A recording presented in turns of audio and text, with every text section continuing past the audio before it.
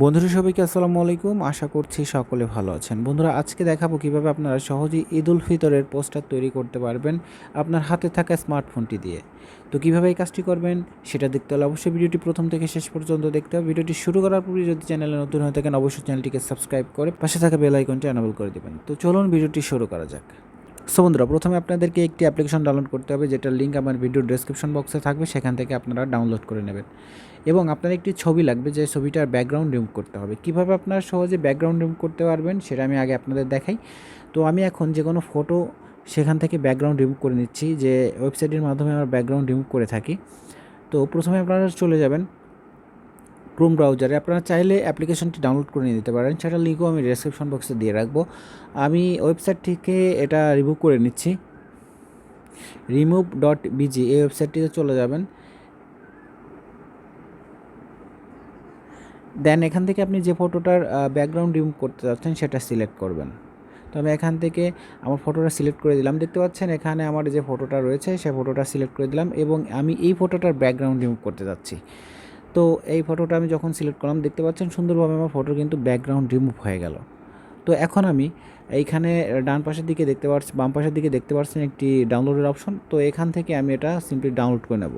তো ডাউনলোড করার পরে দেখতে পাচ্ছেন উপরে ডাউনলোড হয়ে গিয়েছে, এটা আসলে দেখতে পাচ্ছেন ডাউনলোড হয়ে গেছে।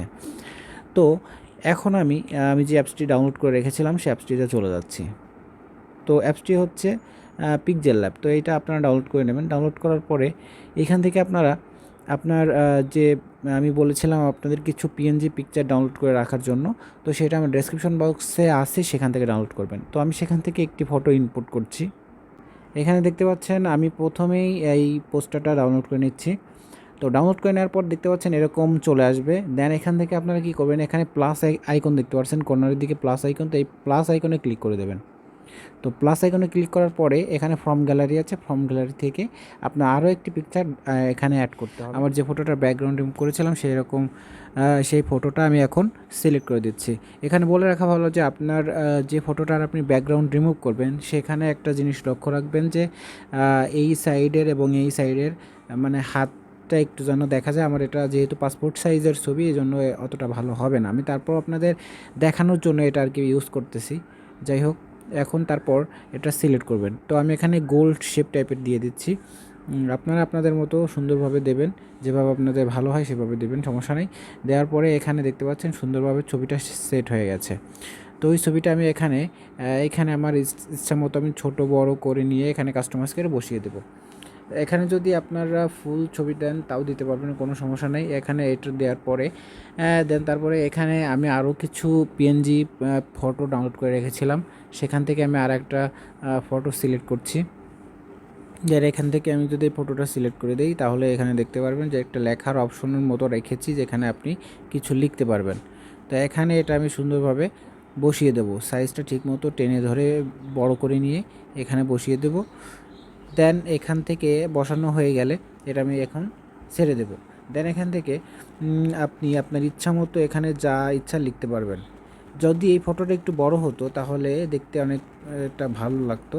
যাই হোক, আপনাদের বোঝানোর জন্য আমি ছোট ফটো দিয়েই আপনাদেরকে দেখানোর চেষ্টা করতেছি। তো এইখানে এটা বসানোর পরে আপনারা এখান থেকে টেক্সট নেবেন, যেটা আপনি সৌজন্য মূলক কিছু লিখতে চান সেটা লিখবেন। এখানে আপনি যদি লেখেন,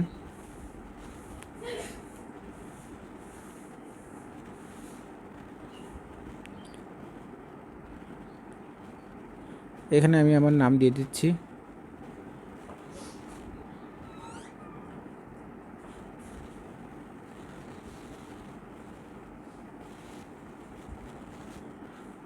তো নাম দিয়ে দেওয়ার পর আপনার ইচ্ছা মতো এটাকে টেনে কাস্টমাইজ করে বড় করে নেবেন। বড় করে নেওয়ার পর এখানে এই ফন্টটা আপনারা চেঞ্জ করে নিতে পারবেন। চেঞ্জ করার জন্য আপনারা বাংলা ফন্ট ডাউনলোড করে নেবেন। আমি আগে থেকে ডাউনলোড করে রেখেছিলাম। তো আমি এখানে ফন্টে ক্লিক করে মাই ফন্টে যাব।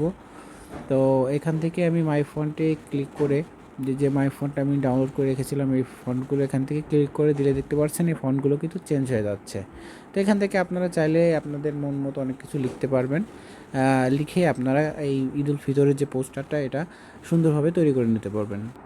সো বন্ধুরা, যখন আপনার ফটো সমস্ত কাজ শেষ হয়ে যাবে তখন আপনারা এটা সেভ করার জন্য এখানে দেখতে পাচ্ছেন একটি অপশন। তো এই অপশনটিতে ক্লিক করার পরে এখানে দেখতে পাচ্ছেন সেভ অ্যাজ ইমেজ। তো সেভ অ্যাজ ইমেজে ক্লিক করলে এটা ফটোটা আপনার গ্যালারিতে সেভ হয়ে যাবে। আর আপনি যদি এটা প্রজেক্ট আকারে রাখতে চান পরবর্তীতে কাস্টমাইজ করার জন্য, তাহলে সেভ অ্যাজ প্রজেক্টে সেভ করলে আপনার এটা পরবর্তীতে কাস্টমাইজ করে নিতে পারবেন। আর এইখানে আপনারা যখন কাজ করবেন, কাজ করার সময় বিভিন্ন ফন্ট যদি এরকম নড়াচড়া করে, তো সেক্ষেত্রে এটাকে আপনারা চাইলে কিন্তু লক করে রাখতে পারবেন। লক করার জন্য এই যে এখানে দেখতে পাচ্ছেন এই অপশন লেয়ার অপশন থেকে এখানে লক করে দিলে এটা লক হয়ে যাবে, দেন এখানে আর নড়াচড়া করবে না। তো এটা আমি মাঝে দেখাইতে ভুলে গেছিলাম, এই জন্য এখন দেখাই দিলাম। তো যাই হোক বন্ধুরা, ভিডিওটি আশা করছি বুঝতে পেরেছেন। যদি ভালো লেগে থাকে অবশ্যই ভিডিওতে লাইক করবেন, কমেন্ট করবেন, শেয়ার করবেন। পরবর্তী কোনো ভিডিওতে দেখা হবে, সে পর্যন্ত সকলে ভালো থাকবেন। আসসালামু আলাইকুম।